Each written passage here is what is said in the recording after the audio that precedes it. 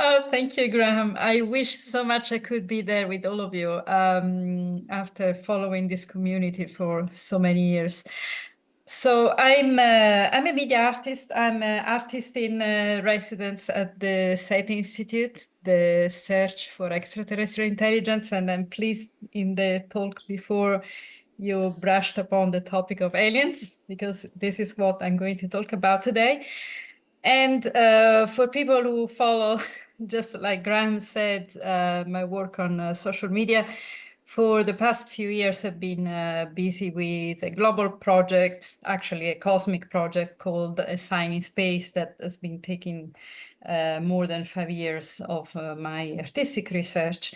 And this project is called A Sign in Space. And today I'm going to focus on one aspect of the work, which is the methodology I use as an artist, which I call cosmic theater. And it's a development of my artistic research of the past 15 years, combining radio technologies, performing arts, and citizen science.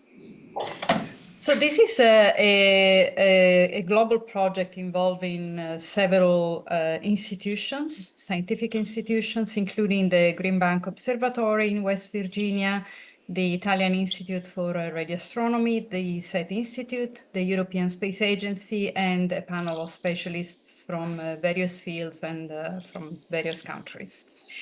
This project is basically a simulation of a first contact scenario. In SETI research, we define a first contact scenario as the first event in which humankind might encounter a potential extraterrestrial civilization, either by receiving a radio signal or an optical signal, for example. And so this project was devised as a form of cosmic theater involving human actors, but also radio technologies as far as the Martian orbit. So I'm going to show a brief trailer of the project that was produced last year, so it's not up to date. As maybe you, Graham, you saw that there has been a huge breakthrough lately in the last few weeks, so I'm just going to mention that later. But this trailer just announces the start of the project from last year.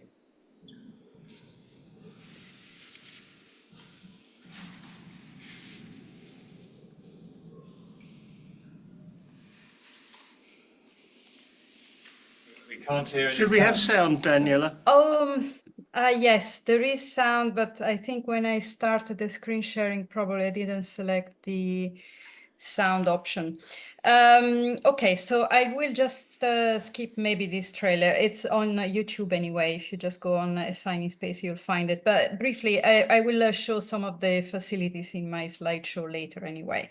So this was just to give you an idea of the locations that were involved in the project. So essentially, this project, A Sign in Space, is about receiving a message designed for the project, a simulated extraterrestrial message that has been transmitted from the Trace Gas Orbiter, which is a spacecraft orbiting Mars and owned by the European Space Agency. And the signal of this simulated extraterrestrial message was received by several radio telescopes around the world that I will show later.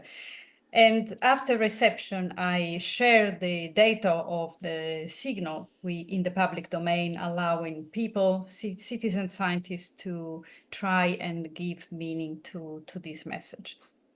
The title of the project is borrowed from a short novel by Italo Calvino contained in the Cosmicomics. And the novel talks about a fictional character who is the very first being to populate the universe. So imagine the very first life in the universe, and suddenly tired of its loneliness, this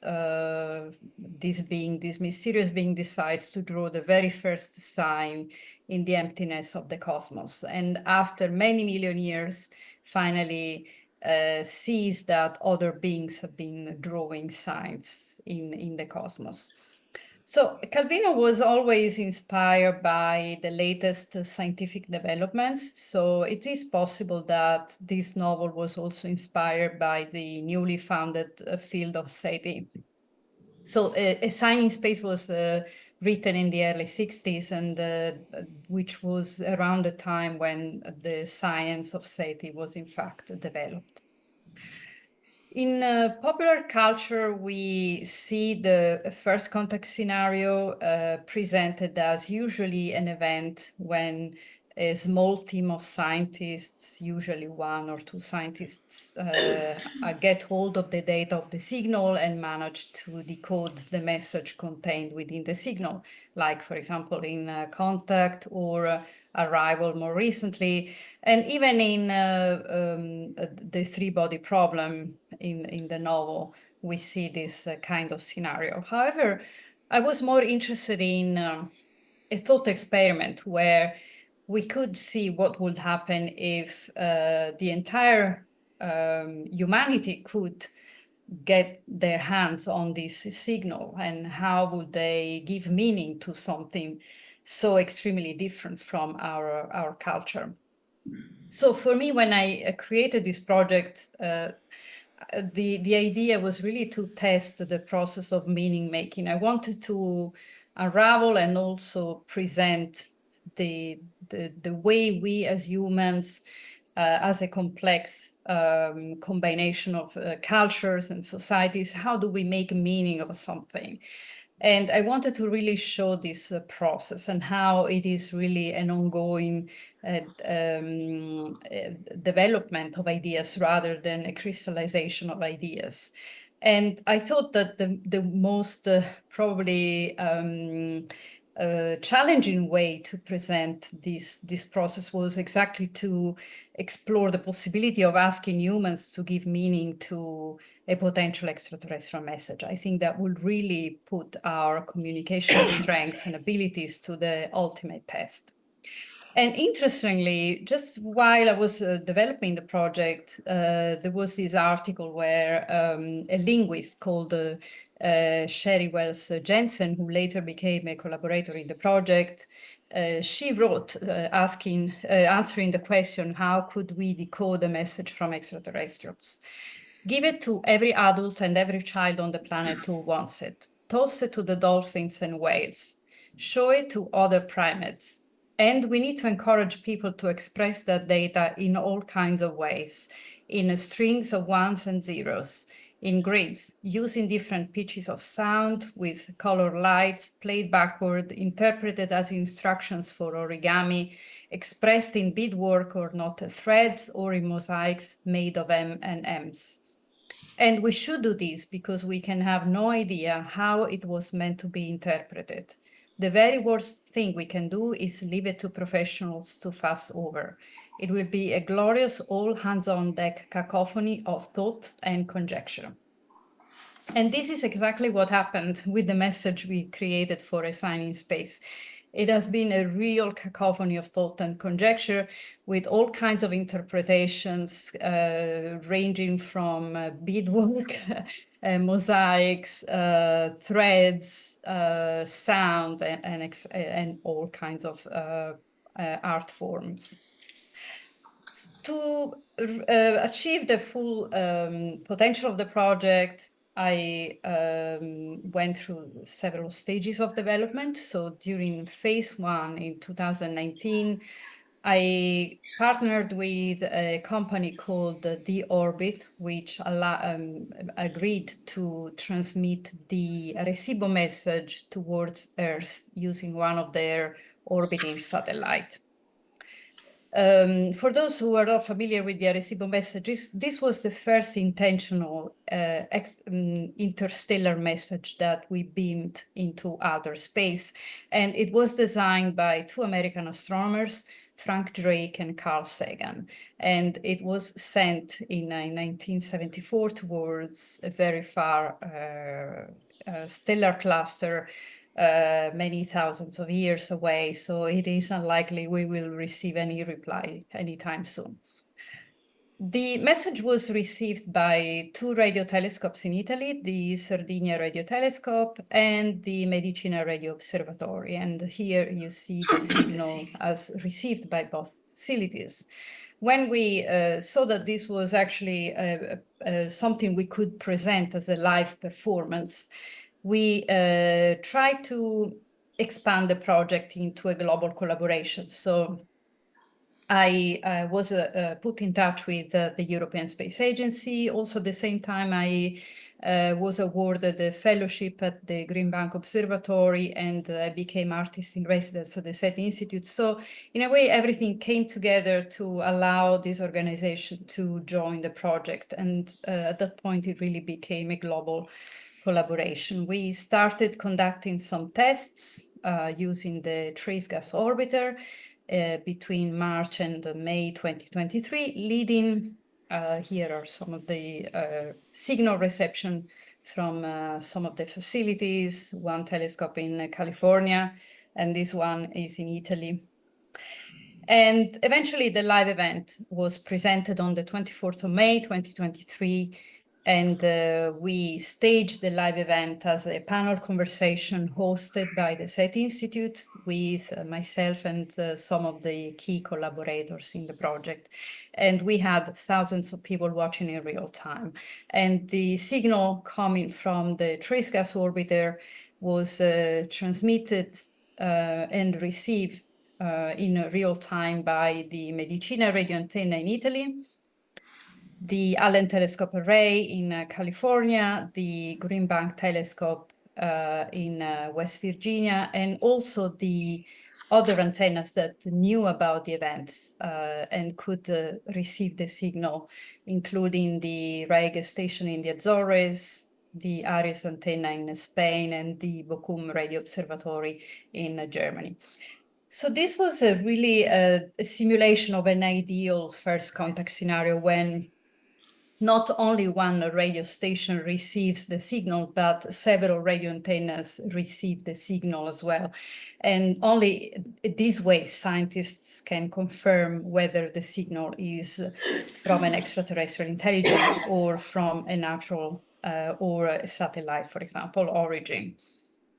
The event was instantly well received by the media, so we had headlines in some of the major international medias, including Wired, Scientific American, CNN, New York Times, and many other headlines around the world in different languages. And just during the first week, we reached more than 145 million people.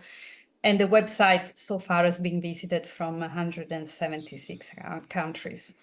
So the global reach of the project for B was really crucial because, as I said, I really wanted to create this stage, this theatrical event that would not live on a limited physical stage, but rather would live in the mind of people from all around the world, regardless of their location or their ability to actually go to a physical theatrical venue.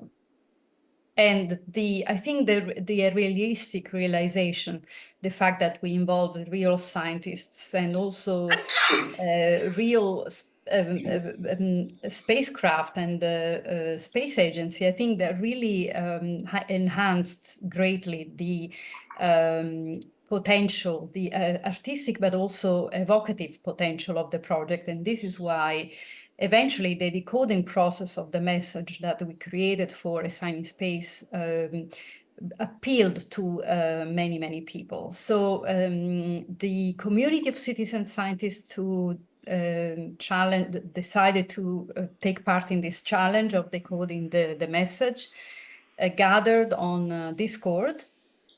We created a dedicated Discord channel.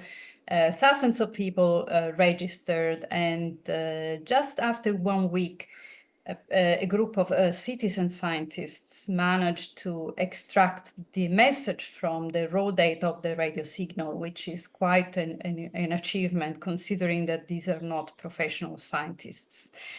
And at that point, however, the greater challenge began, because at that point, when they had the message, they had to decode it and understand what it means, which is probably the most difficult part. And so for the past year, there has been hundreds of interpretations. It's kind of impossible for me at this point to really number all these interpretations that vary from imagining that this image, which is basically a series of dots on a black background, some people thought it could be, for example, the map of a galaxy, or some people brought the message into a physical form and creating three-dimensional objects, like, for example, this origami artist, or someone made a braille map thinking that these dots could be an extraterrestrial alphabet in braille.